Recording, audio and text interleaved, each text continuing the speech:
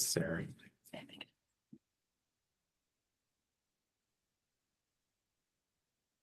Okay, we are live streaming. Yep. Recording?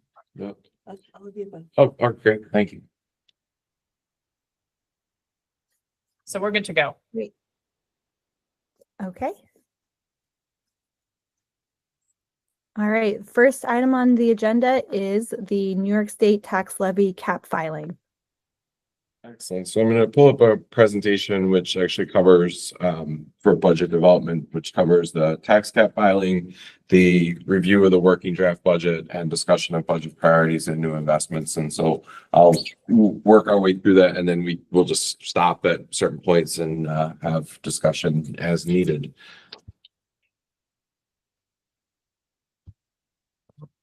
We actually start every time with the budget priorities. Won't I go through these one by one again, but just to say that as we get to the new investments that we've included in the working draft budget, as well as those that are still under consideration, you'll see really strong alignment with the priorities that were informed by our strategic plan and by the community feedback through the thought exchange. Again, we'll look at the new investments in the working draft budget that we discussed the other night. We'll be looking for some discussion and feedback around those additions, around the items under consideration, other items under consideration on the revenue side of the equation, including tax levy and fund balance. And then we'll conclude with just a look at the next development process and some conversation about what the board is hoping to see as we look at March 11th and March 25th. But we will start with the tax cap calculation. We went through this at the board meeting the other night. What I wanted to highlight was a couple things. Number one, I had said that we were still reviewing the aid projections that were included in the mid-February state database update. That slightly changed by about $46,000. The aid that we expect to see for bus purchases, the state kind of captures those on a rolling basis as we receive buses and certify them. So that lower highlighted number is our capital tax levy for the current year. That changed modestly based on the capture of some additional aid. So the 3.63% tap for an overall cap that we estimated the other night is 3.58%. So that our tax cap calculation, all the entries in the formula will be submitted to the office of the state comptroller today, and it equates to a 3.58% tax levy increase for next year. Again, just want to underscore those highlighted numbers. And, as people think like that the tax cap is 2%, and our message over the years and the message of schools over the years has been 2% or an inflationary factor is one factor in the formula, but it's not a straight 2% cap. So we an early step in the formula is to take our current year tax levy and multiply it by a tax-based growth factor, which is designed to really account for the fact that there are bricks and mortar additions to the tax base occurring in communities across the state. That comes from the Office of Real Property Services. So that our tax levy for the current year, at least when we're talking from a tax cap perspective, gets multiplied by that 1.0038 tax levy tax base growth factor kind of right off the bat. You see the 2% highlighted in there. The inflationary factor for the 2024 calendar year, which the state uses in the formula, was 2.95%, which means that the growth factor is capped at 2%. So that's the 2% figure. And then the capital tax levy for the current year is an exclusion from the formula. So in this sense, it sort of gets added back in before we come up to our maximum cap. And that's 4.4 million. The capital tax levy is really defined as those things that we have, those capital expenses, such as leases, such as BOCES capital expenses, but really primarily our bus purchases and our capital projects, which are items that have gone to the community. And the concept really is, you've gone to the community and you've secured approval for those. So that's in some senses above and beyond that base 2% or inflationary factor in the formula. So when we talked at our first budget session this year about a tax levy increase, and we talked about it in kind of two parts. One was an inflationary increase, and the other was that we are phasing on debt associated with the voter approved 2024 capital project. That's kind of aligned with this idea of that being excluded from the cap. So those three items are really driving a tax levy cap at 3.58% for the district for the year. And I see that, we have conversations that we still will have throughout the process about the appropriate level of tax cap. In some senses, that's just a barometer of what the state formula says, based on the calculation the state has provided. That's our threshold for a simple majority vote, as we discussed at the board meeting the other night. Doesn't mean that we will go up to that level at all. It simply is one measure of what the state's formula produces, and something that, in our district and districts across the state, communities have looked at as we approach the budget vote. Where are you in relation to your cap? So that's a number that, regardless of where we end up and what we're proposing to the community, that we'll have out there where we are relative to the cap that the state's formula produced. Can you talk at all to, it's not necessarily relevant, but I am curious, and it doesn't have to be now. How that looked like compared to last year, what our cap was. I know it every year depends on the prior year. Yes. So there can be. You want to jump to that? Yeah, We'll do it. This is a good. Pull that all together. Yeah, so this just gives you kind of a multi-year view of where our cap was and where our increase is. So, past 5 years, we've been at or below. I think it's 2 years we've both been below, and 3 years right at our cap. This is the highest cap that we've seen. That number felt so high to me. That's why I was curious. It's a combination in this particular year. It's a combination of being able to claim the full 2%. Mhm. Plus the growth factor and then the debt service. Yep. And in years where you're rolling on new debt service that's been previously approved by voters, they always give you that capacity. They don't account for the fact that you may have different ways of rolling that debt up, but they give it to you. Yeah.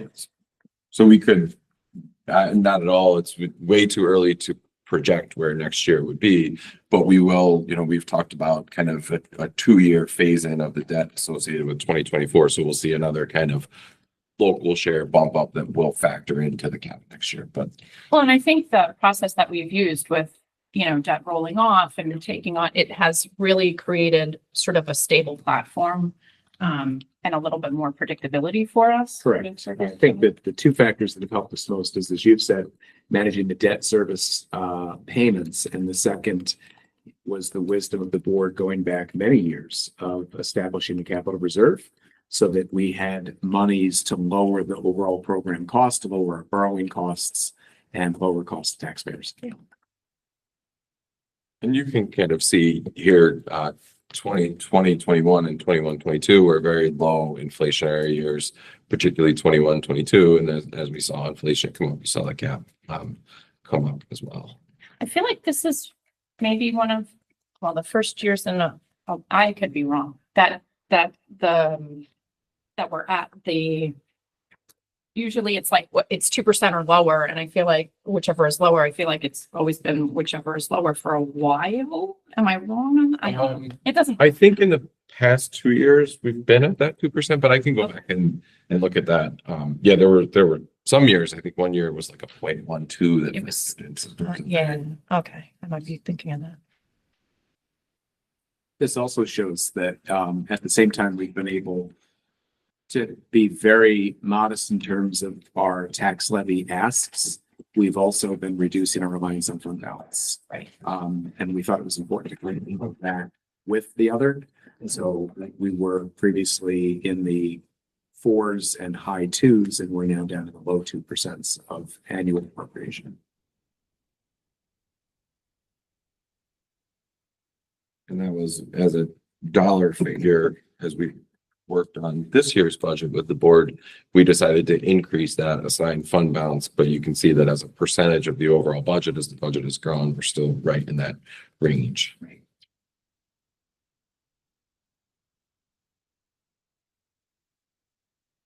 Are there any other questions about the, or discussion around the tax cap calculation?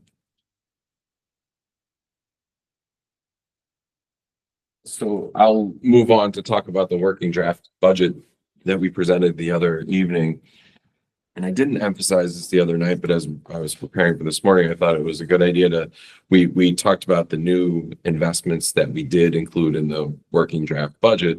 But wanted to also emphasize that those are kind of new investments in addition to the maintenance of effort budget that does certain things. And we talk about maintaining current programs, services, and staffing.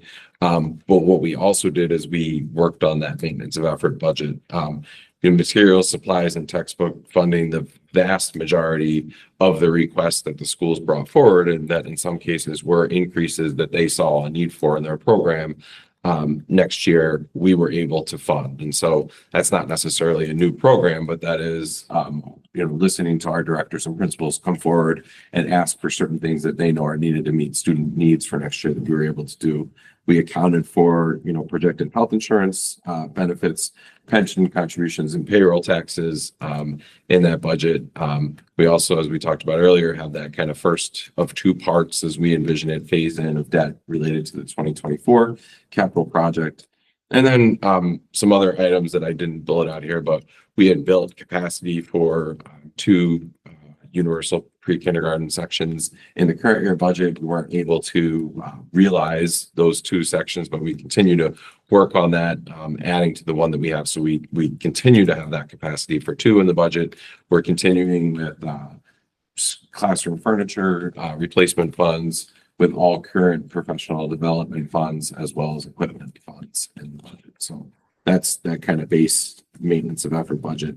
And then the 1.1 million in funded additions in the working draft budget that we brought forward the other night, again, which are, are itemized on the next slide. A tight connection with the budget priorities, especially safety and security, the academic program, mental health and well-being. And it equates at this point in the budget process to an increase in 11.6 full-time equivalent positions. I'll pause there just to see if there's any conversation around the maintenance of effort budget. I think the next slide itemizes the additions that we're talking about, but just want to pause, see if there's any questions. Okay, so we walked through these the other night. I'll quickly walk through them again and then just again open it up for any discussion or questions.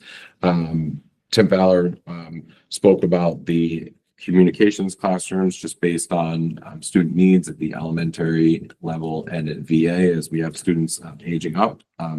We're envisioning, one social emotional staff member for the elementary communications program just based on the growth that we've seen there.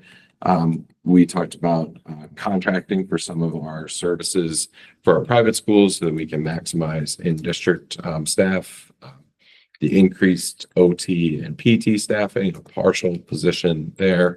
The K-5 Summer Learning Academy was a several-week program where smaller cohorts of students could receive extra help and support over the summer at, $41,000 to keep those students learning. Again, I think just great value for the investment.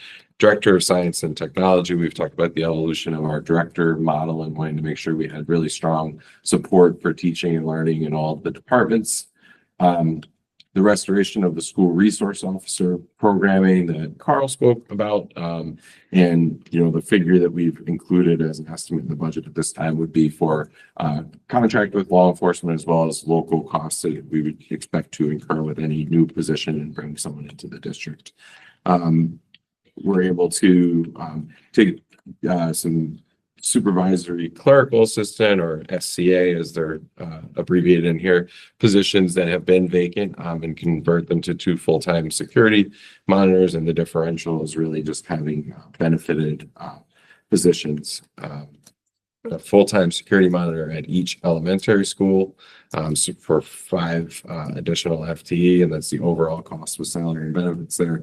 And then an investment for training and credentialing of our security monitors, recognizing that as we build out that team, we want some consistency in approach across the district to ensure that there's a really solid base of training and approach to the positions there. So that's the 11.6 that we were able to include in the budget at this point, for a total of 1.1 million.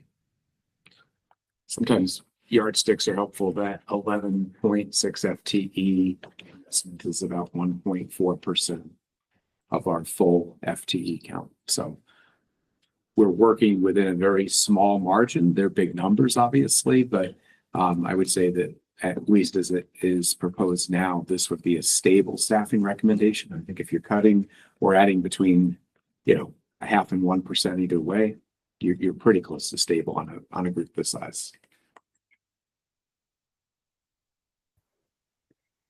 Are there I had any a- questions? Yeah, go ahead, Sarah. Yeah, I had a couple of questions. Thank you. For the SRO line item, is that assuming that the district would bear 100% of the cost for the program and there wouldn't be any cost sharing with the town? It is not. So for that number, we used as a starting point a loaded FTE cost. Loaded would mean not just the traditional salary and benefits, but in a lot of the SRO contracts, what you see is that they figure in training expense, uniform expense, whatever else they can apportion across their police force on an FTE basis. The town gave us an FTE cost for that position, a good faith estimate of $150,000 to $160,000, and that is per officer. So the money that we're carrying is a cost share on that. It also includes any of the startup costs that we would have for provision of office, computer, phone, purchasing an additional radio so that the SRO can communicate on the same frequency as our building administrators and our security staff. So that figure assumes some level of cost share along with our local expense. And in terms of carrying the cost share, we have not negotiated with the town yet, but we did look across the region at what the cost share ratios were for SROs. Typically, they're running across our region anywhere from 50 to 70, 60 to 80% of FTE cost, loaded FTE cost. Great. And then I had another question about specialized reading instructors, because I think that Tim had mentioned that that was a possibility at the board meeting of adding additional specialized reading instructors, maybe at the elementary level. But I know that something that's come up in SEPTA meetings fairly often is the need for specialized reading instructors at the high school level. So I was wondering if that was something that was being talked about sort of behind the scenes that wasn't necessarily reflected as a new investment. So I believe, and we can confirm this, that what Tim shared the other night was anticipating that being at the high school level. So I think it was in direct response to that need. And we've gone through, or we're kind of in the process of looking at our secondary staffing and sectioning for next year. And based on student course requests, based on class sizes, we're projecting that we're able to, within current staffing allocations, meet that need for next year without needing to bring that on as an addition. Okay, thank you. Any other discussion around this list? I don't have a discussion, but so I'm just thinking, like, as we move forward, where it says budget priority, it really highlights 3 of our 5. I would say the middle school special education I'm wondering if we can, that seems to meet the need of both the reconfiguration because of the way the classrooms are being divided. It might just help reflect sort of that certain ones are, and you've articulated that in some of them, the strong academic program and the mental health and well-being. That might just help us visualize that we are ticking. Yeah. That's a great point. And I think too, as we move on and look at the other investments that we're still assessing and that we want to get some feedback on, you'll see bring the other ones into the fold. But yes, it's a great point. Oh, I just had one other comment to make. For I know we're not quite at this stage yet, but for the stage where we're presenting this to the community, I think a lot of folks won't know what a communications classroom is. So I think having like I know that you guys cover it when you do your live sessions and the town halls and the presentations, but maybe having, like a glossary at the end of the presentation to just list out some of those terms that your average person might not be familiar with. I think that would be really helpful. That's a great point. We can definitely do that. Awesome. Thank you. I think and just for discussion right now, I think it's important to note too, like when we're talking about special education programming in particular, that this is based on predicted needs for next year, but that doesn't mean that that's stagnant, because as kids, needs are identified throughout the year. If you need to increase staffing, we obviously have to increase staffing throughout the year. So I think that's worth noting just in discussion purposes. Agreed. Definitely. It's a moving target. Right. So I included this in here, and again, we won't go line by line, but I'll highlight again what we did at the board meeting the other night, 52%, going to instruction, as well as when you think about the share of instruction that is occupied by employee benefits, that number in terms of program is much higher. And as we talk about our 3-part budget and the program section of it, you'll see that number be much higher. Less than 10% for general support and administration, and 5% for transportation are numbers that we would expect to see. And then just finally, that this working draft budget includes those first round of additions that we've talked about, and we're at a 4.46% spending increase from year to year. And then in terms of the tax levy that is associated with this working draft budget, where we are now, and that's just simply looking at all of our other looking at the budget total, looking at the non-tax sources of revenue, and saying if we were just funding that budget, that working draft budget, what tax levy increase would be required? That figure would be 1.92%. We're going to talk about some additional investments that are under consideration. But right now, just with what we've presented, we'd be at 1.92%. Again, just kind of order of magnitude with the cap at 3.58%.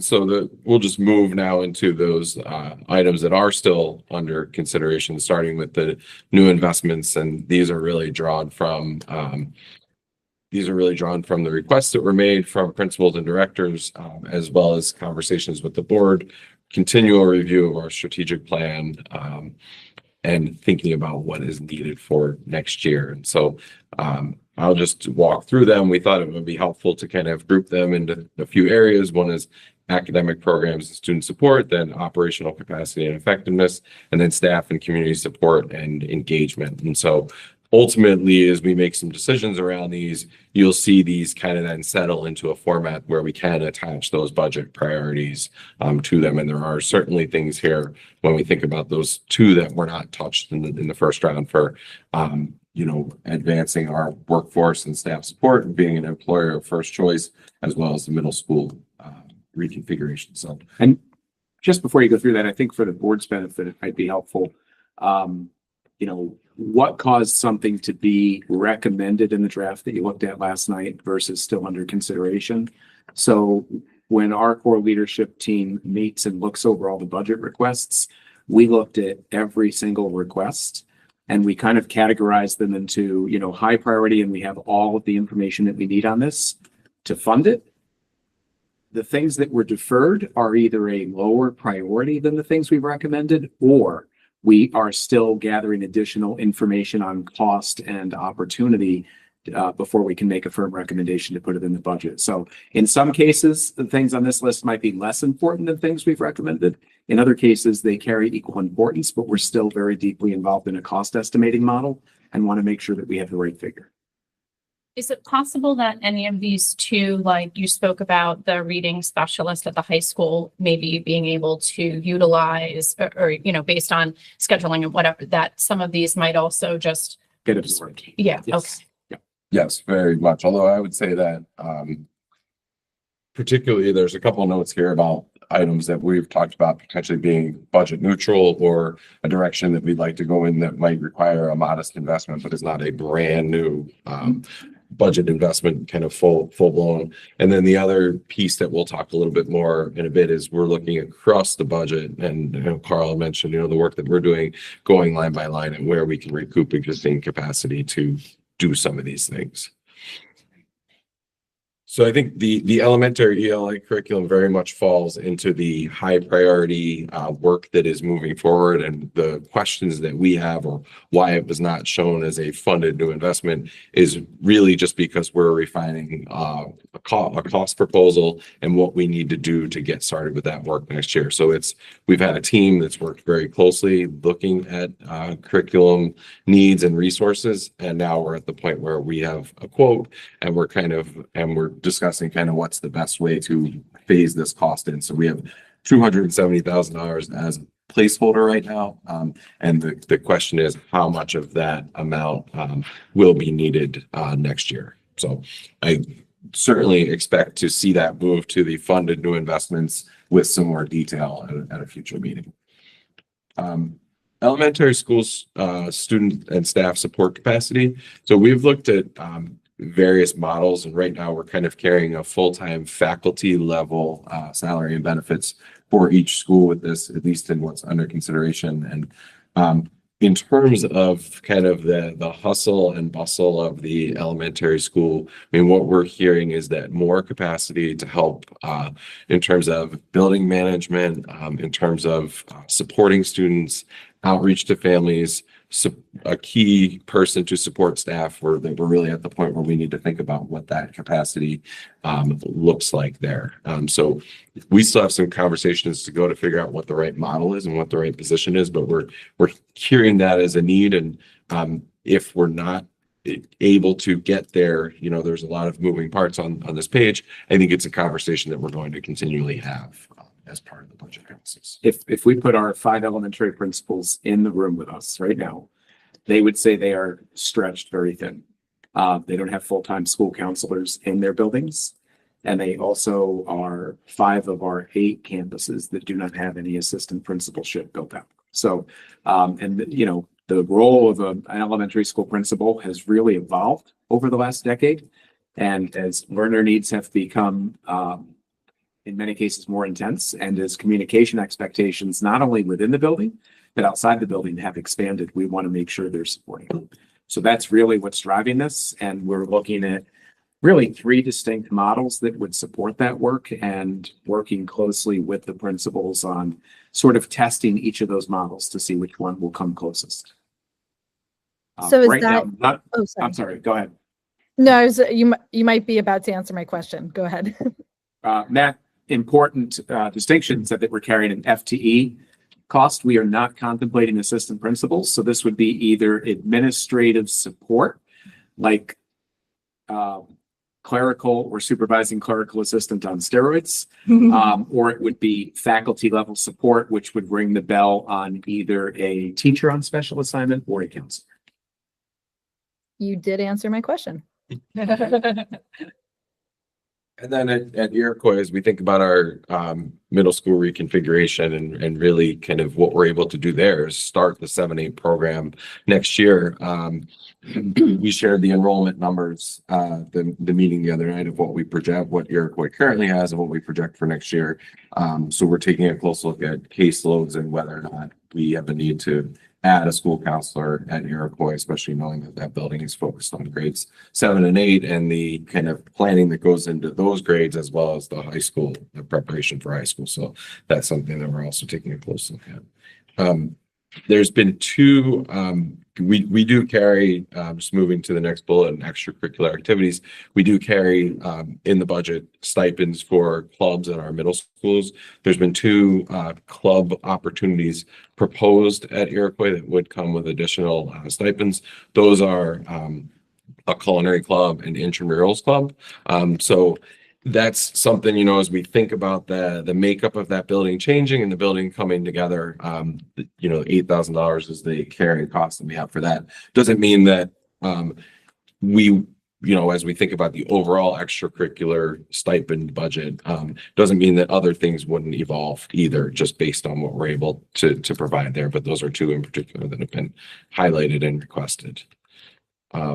Again, thinking about our middle schools, there's been a request at both of them for increased lunch and recess supervision. So these would be part-time, two part-time positions at each building that either cover that middle portion of the day, or maybe could be staggered to, you know, a arrival through lunch and then a lunch through dismissal. So the details of that scheduling remains to be seen, but the buildings have come forward and asked for some additional capacity. That bullet point relates very closely with the second bullet point. We know at both middle schools that our principals and APs are being drawn heavily into cafeteria and recess supervision and troubleshooting issues. And that's part of the stress they're feeling. And sometimes it's just as simple as the supervisor for recess calls in sick. We can't find a sub, and guess who's doing it? The principal. And that's pulling our principal out of important meetings with teachers, classroom observations, parent meetings, and all those other things. So they are related. In terms of special education teaching staff, this is actually separate from the conversation about specialized reading. Just looking at student needs and our sectioning for next year, there's been the need for 1.2 FTE identified. That's would take 1.8 position, make it full-time, and then another full-time position. And that's primarily for our co-teaching and resource room classrooms that are part of the program for our students at the school. So athletic supervision, there has been, based on sports that are growing in popularity or higher subscribed, there's been a request for 3 assistant coaching stipends.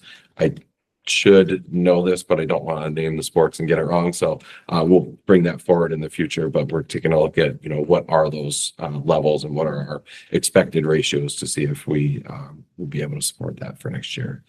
And then distraction-free classrooms, it's the smartphone proposal that the governor's put forward, as well as our own initiative to look at the best way to ensure that students and students are engaged throughout the day. So that analysis is ongoing. We had the visit of administrators and students and teachers to Bethlehem yesterday to take a look at their approach. So as conversation continues around that, we want to make sure from a budget perspective, we're positioned if there is any cost that we're carrying. I will move on to operational capacity and effectiveness. As we think about potentially doubling our security monitor team, as we think about the recommendations in the Alteris report and continuing to implement those, we see the need for some level of a security director or coordination. That's likely a contracted position, potentially part-time, but we do see the need for some capacity there, especially as we think about our security monitors and the training that we'll invest in there, making sure that we're kind of continuing support and follow-up and leadership for individuals in those roles, so we have consistency across the district. The cleaner position at Iroquois Middle School, again, we're looking back right now at, you know, our expected square footage ratios. We know that Iroquois has grown considerably, and next fall will be the first time that the building is fully open with the addition. One kind of caveat there is, as Van Antwerp, as we go through the construction process at Van Antwerp, that building in terms of student occupancy and our occupancy will get smaller. So there may be the potential for a year or two to kind of swing some staff to meet that need, but it's something that we'll, if not in this budget, we'll be talking about in the future. district-wide grounds. This has been something that we've talked about with the facilities department over the last couple cycles. As I said the other night, at those kind of peak times of year when the grass is growing the fastest is also when our sports are most active, and just making sure that, you know, between tending to those things, other aspects of our campuses, including, you know, the gardens and the trimming, are not getting left to the side. So that's a need. Whether or not we get there this year, something we'll be likely talking about for the years. And then IT support for transportation is something that's emerged through our conversations as we think about, you know, beginning to the process of an electric bus fleet, and there's the charge management that goes along with that. But even more than that, you know, our routing is getting more complex as we think about tablets going onto the buses with directions. Some of the caution that the TransFinder has kind of given us is like the better that system works best when the stronger your data is. So whether or not we need it at that level, we need to think about some embedded IT support for transportation. And the last two items, they fall into the category of staff and community support and engagement. These are ones as we think about our strategic plan, as we think about our budget priorities that have really emerged, and are areas where we think we may be able to recoup some existing capacity in the budget. So as we look at Director of Professional Learning and Community and Adult Education, that really brings together kind of two really important priorities. That's the support for our staff and their professional growth. We expanded professional development funding in the current year budget, and we're carrying that forward next year. Someone to coordinate all of those efforts and really provide that level of support and leadership for the staff. And then also community and adult education, which is something that we also planned for in the current year budget, and haven't settled into the right model for that. And we see kind of a natural alignment between those items, and we are between some stipends that we carry in the budget for, in particular, like leading our new staff academy, and the capacity that we have in the budget for community education that we haven't moved forward with yet. There may be a way to kind of have a position of that nature in a way that's, you know, if not budget neutral, and a modest budget add to give us a real point person to lead those efforts. And then increased communications support. As we talked about the other night, there may be a way for us to transition the model so that we are adding minimally, but gaining more days of communication throughout the week. So we're taking a close look at that as well. Can I ask a question about the IT support for transportation? Is that something that we would be able to do through the BOCES and it would be aidable, or are we looking at like that being an in-house person? I don't even know. It potentially could be through BOCES. There may be, because so much of that, especially when we think about our routing and our student management system is kind of handled within our internal IT staff now. There's value in probably thinking about that, but it's as we look at it, it's possible. If we spec the job right, it'll be transportation aidable, Okay. which is higher than our BOCES aid. So we should be able to recoup quite a bit of cost recovery on that. That's showing you the full cost, Okay. but I think we would get a substantial piece of aid back on that if it was 100% assigned to transportation.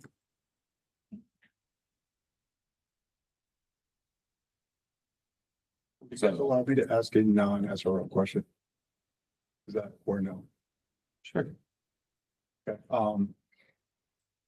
One of the things I didn't see discussed at the meeting on Tuesday or up here, maybe it's built into what you guys are doing or increases, but the pay of TAs and subs and bus drivers, I think as a whole in this region is on the lower end compared to adjacent schools. And I know big picture, there's a lot of issues with getting subs and getting TAs, and it's not just the pay. But is that something that you guys are looking into as far as So broadly, increased pay? most of the, with the exception of substitutes, all Yeah. of those other positions are in One of 7 unions. This budget contemplates next year negotiation with 2 unions. And we annually benchmark our sub pay against our peer group in the region. So we have really good data on with each position we pay, how competitive that is with our other schools. Yeah, and I know the subs, the teachers a couple of years ago, basically looked at the sub pay. This is at least 2 years ago, looked at the sub pay of every adjacent district, and Niskian was at the bottom, and I don't know what it is recently. I don't know if we've bridged that gap or anything, but I think that's something we hear a lot in the community. We hear a lot with teachers of how hard it is, especially for the subs, to get subs. And like you say, then when you don't have subs, and I know each building has a building level sub that's there full time, but every day they're being used, and they could probably use 3 more of them, and then you're pulling away, kind of like you said, teachers for others. I think on the sub pay, the board will see that analysis. Yeah. At their meeting in July when they approve sub rates. Those are annual. We don't have to negotiate those. The board has broad discretion on those. And we have increased it in recent years, and as Carl said, that analysis as we approach the July meeting is ongoing, but I don't see any constraints in this budget for us to end up where we decide we need to be with that. Are there any other questions or discussions around this list, which is really kind of becomes for us the bulk of our work as we move forward in the budget process? So we're certainly want to hear any feedback or questions or thoughts that you have on what's here. I don't have any questions. I do have just some positive feedback that it's really nice to look at these under consideration items as well as the ones that have been proposed and know how much the bulk of it is either direct academic program or safety and security. And that's why we're all here, right? Is to educate kids, take care of staff, and make sure everybody feels safe. So I think that's really a highlight that that's where a bulk of the investments are going. And some of them, cross into other areas as well. And it makes me feel good that we're really, we have the right thing in focus. Well, a question came up just as we were, I think, adjourning the board meeting on Tuesday, but we had that terrific presentation from Schenectady City Schools about the shared programming with Proctor's, and a board member had expressed at the end of the board meeting, how come that's not on the list? We have mechanisms already built within our budget, whether it's through high school sectioning or career and technical education budgets. That's not a heavy lift. It's not going to require a new initiative. It's really just dedicating dollars to that purpose. So I should report out that project is moving forward, and that we hope to begin announcing and recruiting children to take a look at that program for a start in September. That's so exciting, first of all. So thank you for that. And also to add on what Kim said, I think it's really helpful to understand how you are thinking about the additional new investments that are under consideration. What you said at the beginning about how these are either items that may be lower priority or actually high priority, but you just need more analysis and information. I think that kind of insight is really helpful in understanding how the process works and for us to be able to communicate it to the rest of the community. So thank you for that. Sure. And I think that the story is told best with the very top of page bullet item. We are absolutely certain we will be recommending an elementary ELA curriculum to the board for adoption. We have zeroed in very tightly on a vendor for that, and we have an anticipated 5-year cost. So our only reluctance in funding it is how we cost structure it and whether we're able to leverage BOCES for some of the costs in order to generate aid. So we're really packaging the finance rec, but it's a certainty that we will be advancing. So it will make it in some form or capacity. We just have to figure out the best way and the most affordable way to pay for it. I think our all-in cost over 5 years is substantially higher, correct? The all-in, Yeah. yes. So we're looking at what is our annualized cost, what expenses can we front load, and then what maintenance costs can we budget for in years 2 through 5, or subscribe to through BOCES to lower the net out of pocket costs. So as we move toward a conversation about maximizing budget capacity, I think it's important to say a couple things. First, in the context of potential new investments, I think we're fortunate to be in a position where we're able to consider some degree of those in addition to what we've already brought forward. And we started the presentation at the board meeting the other night looking at non-tax revenue. And the reason why we're fortunate to be able and to do this and to consider some of these investments is because we've seen such strong growth in non-tax revenue and especially state aid. So, it's important to point that out for this year, but also as we think about future years, because that's not guaranteed that we'll see that same level of growth, which is why we're also, on the other hand, really looking at what's the capacity in our existing budget to allow us to move some of these items forward. And so what we thought we'd do to kind of talk about that exercise that we're also going through and looking at the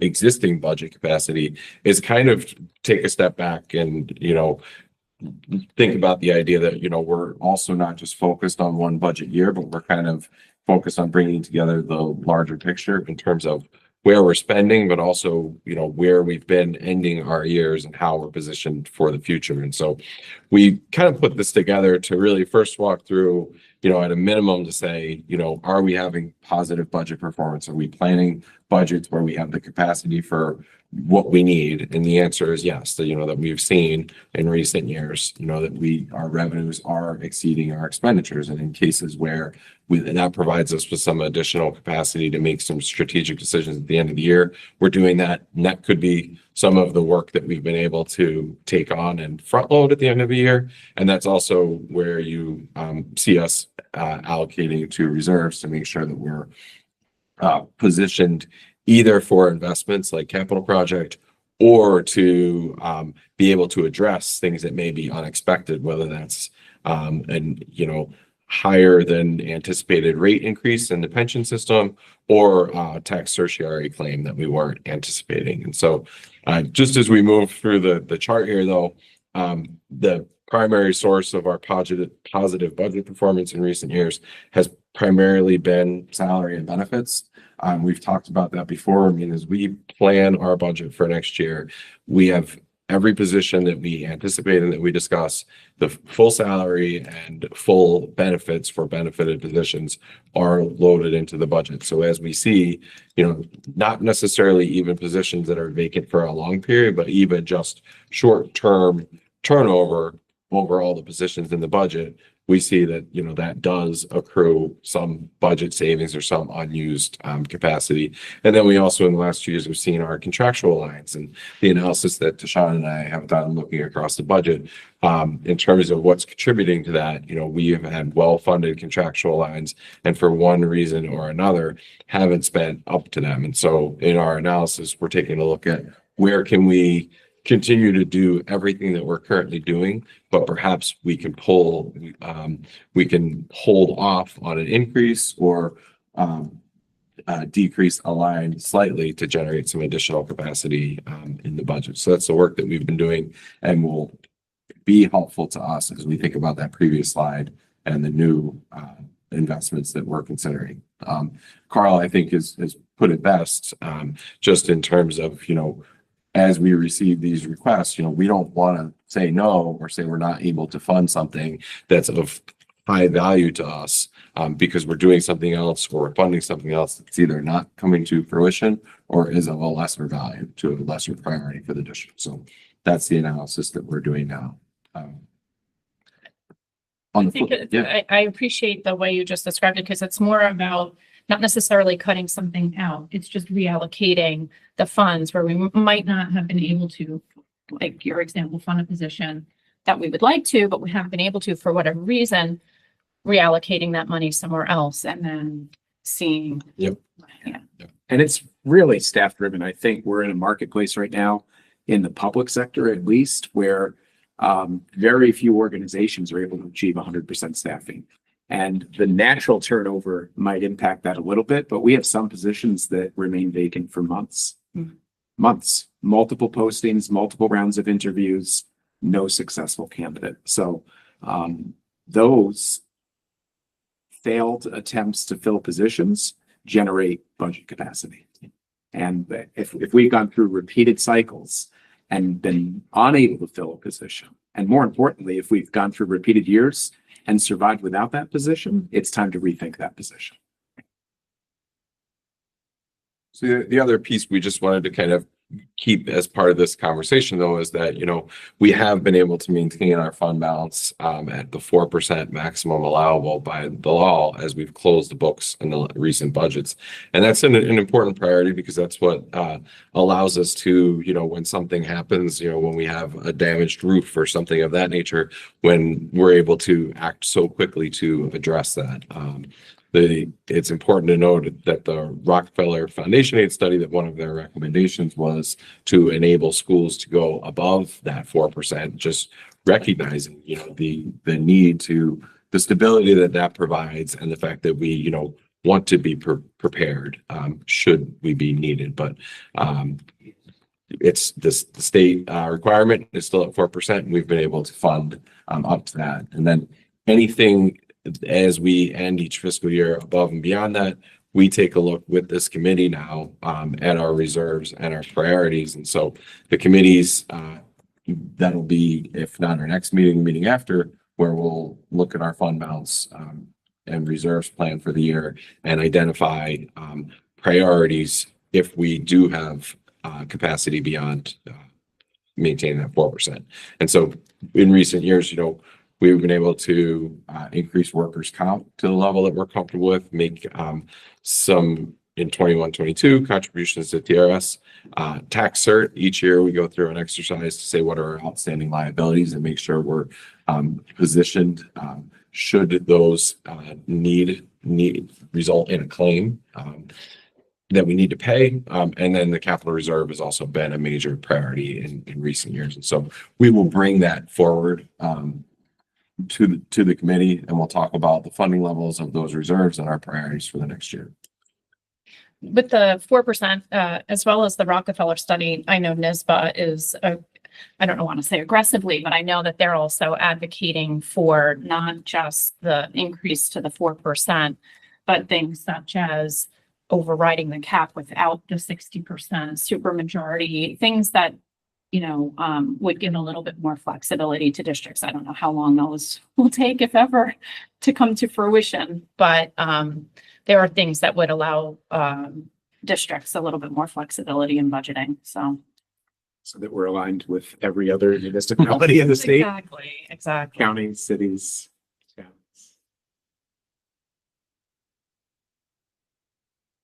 And then I know we looked at this slide earlier, so what we really wanted to kind of highlight here was just the level of appropriated fund balance that we're using, and then how the tax levy cap kind of lines up with previous years, as well as just kind of our performance on those measures in recent years. And so we're at a level of appropriated fund balance that we're comfortable with in the current year. You can see that percentage of budget has gone down. If we assume that stays the same, the percentage of budget has gone down in the working draft budget at 2.31%, and tax levy cap, of course, the 3.58% is the cap for next year, but where that lands is part of our continuing discussions. I think beyond, you know, as we think about that list of additions, there's kind of three levers that we're looking at as we think about how far we can go with that list. There's the exercise that we're going through with identifying where we have capacity in the current budget that can meet a high priority for us. There's the appropriated fund balance, which we, you know, are comfortable where we are, but we could have conversations around. And then there's where we land in terms of the tax levy. Fourth lever being, of course, state aid, and whatever the state finally adopts as their budget and approves as aid to the district. I remain optimistic that the governor's proposal will be either the amount we receive or the low end of the amount we receive. It would not surprise me if the budget process yields some very, very modest additional state aid increase. I think too, I say this probably every time we look at something like this, but I think it's worth noting that the implication of your current year levy on your next year's calculations. And, you know, some folks are, why don't you go at zero? And zero is really difficult to even contemplate because of the negative implication it can have on your next year's levy. I just want to put that out there. I think that's a great point. The other point would be, and I don't see viewers, but people watch the reportings later, so I'll put this on record. The escalation we've seen, if you look at the $90 million budget becoming a working draft of 115, exactly parallels the full funding of foundation aid. So the state has apportioned millions and millions of new dollars in foundation aid to Niskuna. And we have invested that over the last 3 years in programs for kids. So if we were to go back and look at the FTE ads, again, we're looking at a 11.6 right now. That's under 2% of our overall staff. And in previous years, those numbers were much higher. And in the last, it's 48 in the last 2 years. Yeah. And I think, you know, to the point Sarah made earlier about thinking down the road of bringing forward the budget information to the community, and we think about our priorities and what we've been able to fund, I think that'll be information, a multi-year look at what we've been able to do and invest in will be helpful to contextualize this. Absolutely. The next slide is just the next steps in the process, but I think we just want to pause here before we go to that and see if there's any feedback as we think about the March 11th and March 25th board meeting, if there's any additional feedback from the committee around whether it's tax levy, fund balance, or the investments that we're considering as we get to this next phase of the budget process and think about bringing up more of a fully formed proposal forward. I think appropriating, you know, a similar number to that we've done in the past is prudent. I think keeping the 4% is a non-negotiable. I think we've had to, right, use that for things in the past. So I think those two things, if we're able to do, have helped keep us stable and able to do the things that we've been able to do. I think, you know, in years where our cap was lower, rising to the cap made sense. When our cap is this high, I personally don't feel comfortable rising right to the cap. I think if we can land lower than that and still be able to provide a majority of the recommendations and considerations, that would be great. And I know that that might take some time because you're looking at current capacity and how to sort of reorganize things and reallocate things. That might be able to get us some more bang for a lesser buck. I think that's an ongoing conversation. I know, you know, Howard brought that up at the board meeting that, I mean, it is a big number and we're fortunate to it's ironic, right? Because we're fortunate to have the cap so high that we could levy a lot, but I don't think we want to do that to our taxpayers if we can be more prudent with the money that we currently have that we can allocate and find capacity for. So I think a majority of board members would say because that cap is so high that it would be really difficult to message to our taxpayers that, you know, because we can, we will. Right.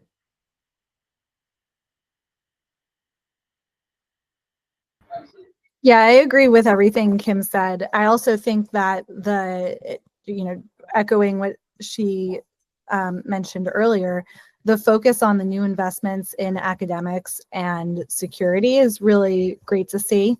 I think it's all priorities that are in the right direction. And I know that for some of the things that are still under consideration, like the additional support at the elementary schools that we were discussing, I know that in particular, the elementary school principals have really been needing that kind of support so that they can keep the trains running on time and everything on the rails. So I just think that this all looks like it's going in the right direction. And I'm looking forward to seeing the rest on March 11th. To both Sarah's and Kimberly's point, I think, we've got a senior staff meeting today, taking a close look at the budget. We'll be doing that again next week. I think absent any significant changes, we're kind of tightly zeroed in on being in a target range of the low twos. And I think, is it your sense that that would be in the area that would meet with the board's approval, provided the right priorities are funded? Absolutely. I do. So significantly below the Yeah, I cap, agree. a little higher than the budget that you looked at Tuesday night. And again, that really depends on how state aid comes in and what additional capacity we find. Yeah. We will find capacity. We will be adding things to the budget without impacting the levy adversely. But I know Matt and I have had a number of conversations on this, and we would love to see it as close to that common threshold of 2% that the community holds, and as far away from the 3.5 that the cap allows. Do you have a back of the envelope idea of how the items that are still under consideration would impact, would impact the levy? If for example, we did decide to move forward on all of those items, where that would put us? And I don't think we've done that yet, Sarah, because I think that there's a real recognition that we're much more comfortable seeing what we can absorb. And the absorption moves us forward, not just next year, but moving forward. We think that we can tighten and recalibrate some of our budget numbers based on 3 years of experience, particularly in areas of hiring. So I don't think we've calculated, maybe Matt has. I have not calculated it out to say if all of those things were in, what does it do to the levy? Because I don't think that that's ever a scenario we would bring to the board. Gotcha. Yeah, that's fair. I haven't done that simply because our greater focus has been exactly what we've been talking about. Where can we repurpose and tighten some things to really meet some things that have come forward as high priority. Great. Thank you. So this was the last slide, and we've kind of covered some of this, but I would think as we look toward March 11th, we may not have a definitive, this is in, this is not in, this is what the tax levy would be. But I think you can expect kind of the way we had more detail to the new investments under consideration. I would expect to see an update at the meeting that kind of moves some of those things into the funded category and then talks about what's still under consideration and then some of the ranges that we've talked about today. If that sounds like it will be positive direction for this committee, I think that would be our plan for the 11th. And then that will enable us to have more conversation as a committee on March 21st, and then bring a kind of fully formed proposal for more discussion to the board on the 25th. And positions us, I think, we've had a lot of great dialogue so far. I think that positions us on our timeline of either an adoption on the 8th or certainly before the deadline, statewide deadline of the 22nd. And we remain optimistic we can have this work done by the 8th.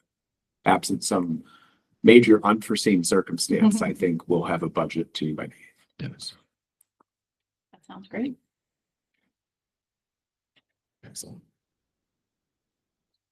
Thank you for the conversation. Very helpful.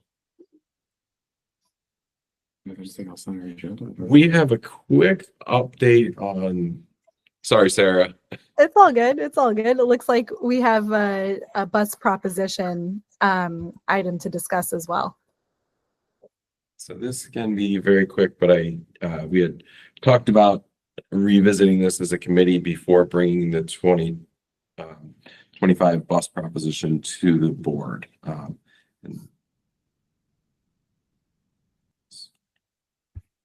And so I want to give an update on where we are with our EV bus pilot, as well as what we're thinking for the May 2025 proposition. So in terms of the electric school bus pilot, we and the community supported the purchase of 2 electric school buses last May.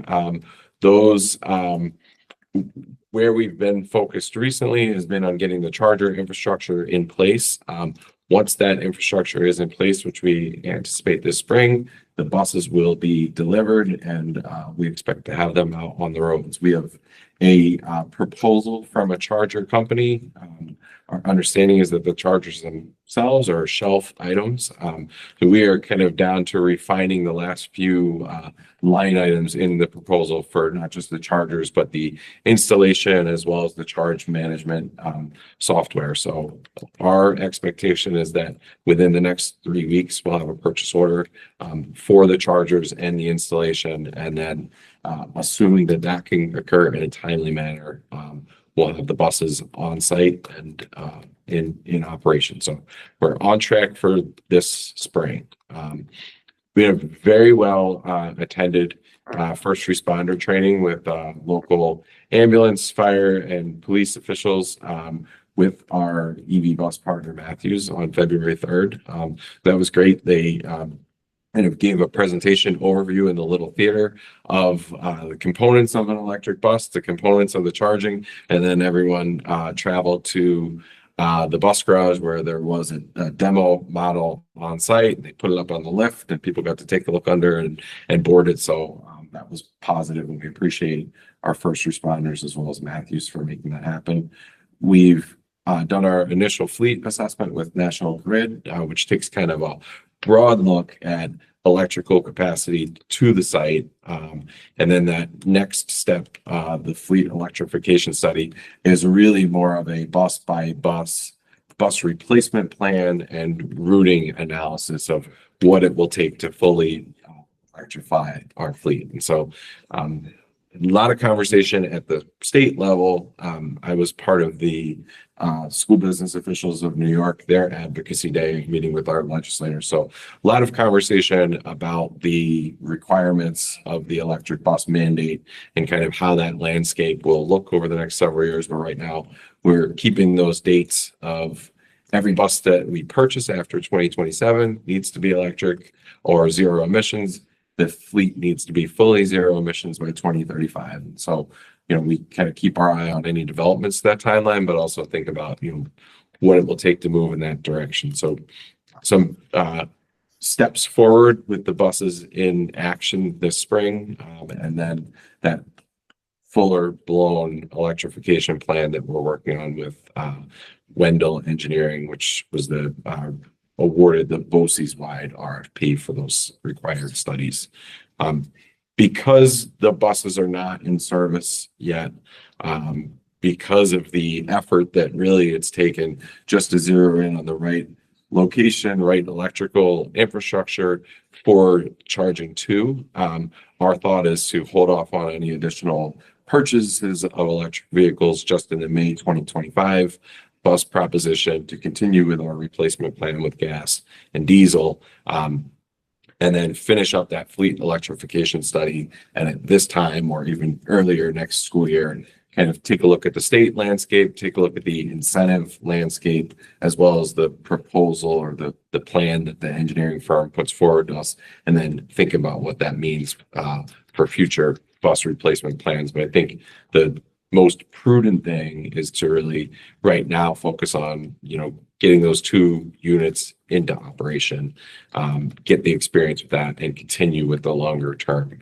planning, which would bring us to a bus purchase proposition for this year with a 30-passenger wheelchair bus, based on our needs there, 2 36-passenger mid-size buses, and then 6 77-passenger full-size buses, for a total of $1.68 million.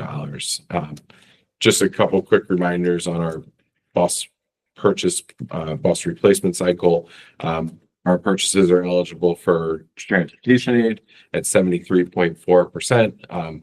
We amortize the buses over a 5-year period. So we always have debt for, the purchase 5 years ago falling off as we're bringing on a new one. So it keeps that, it's designed to keep the impact on the operating budget relatively stable.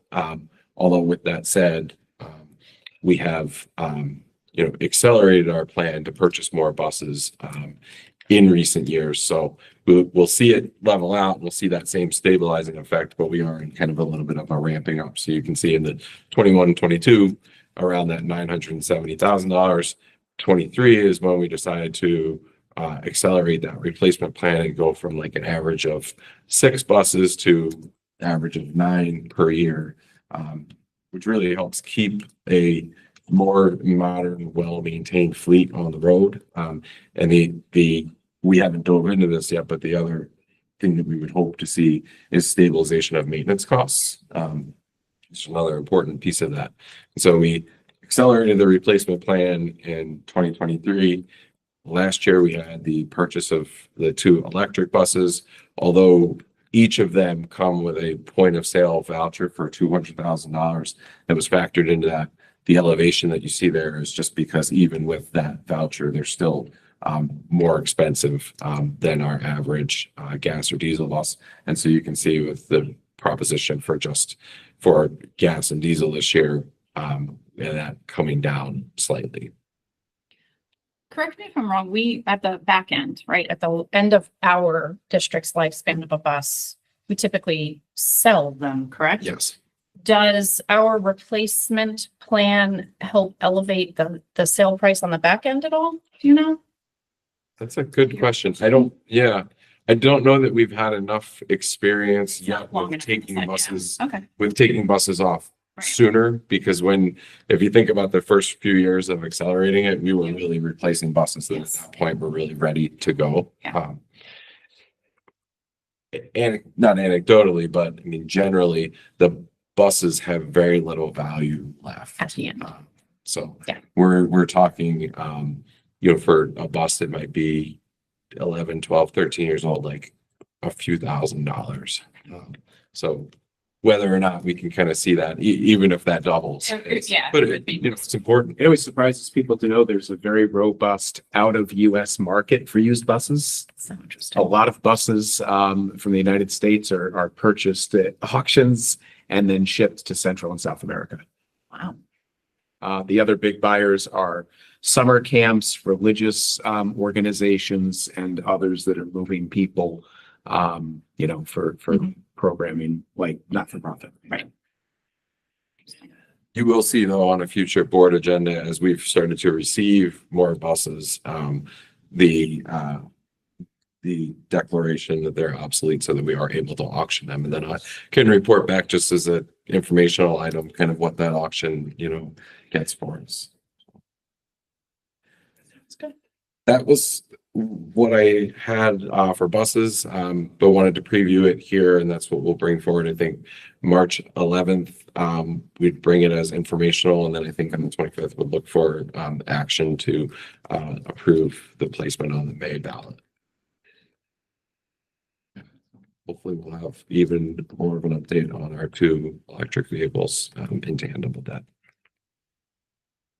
This is, I don't know if you've heard it through School Boards Association, Sarah and Kimberly, but this is the first year where members of the Senate and Assembly are at least publicly questioning whether the 2027 start date for all electric purchases is achievable. Yeah. So, and in the past 2 years, they've said it definitely is. We don't want to talk about this. This year, the feedback we're getting is we're taking a closer look. So I do think that there are some agencies within the state that want us to maintain our commitment to zero emission buses, but recognize that the market may not be yet ready to support that at 100% of new purchases. Right. I feel like there was an article maybe in On Board sometime in the not too distant past about that. I think that was all I had.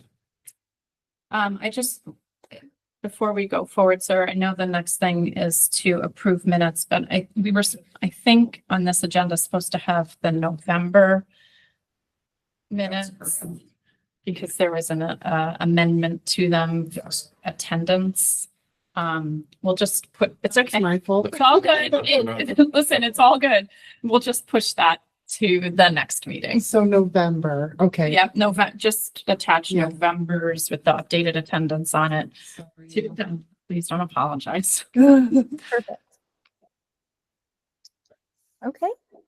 Well, if we are reserving the minutes items for the next meeting. I think that does it, unless there are any other items that anyone would like to raise for discussion. No, I think we can approve the minutes from last week, last. Sorry. I thought you wanted No, to. that's okay. Gotcha. There's just ones of November's. I It's see. a little confusing. We Okay, can approve okay. these minutes if that's okay. Of course, of course. Move that the finance committee approve the minutes from the January 17th, 2025 meeting. I'll second. All in favor? It passes. And so unless there are any other items to discuss, I think that does it. So I'll Anyone? move to adjourn. Okay, go ahead. Move that we adjourn the February 28th, 2025 Finance Subcommittee meeting. Seconded? All in favor? Thank you. The motion passes. That adjourns the meeting. Thanks, everyone. Thank you, Thank you. Sarah. Thanks, Sarah. Thank you.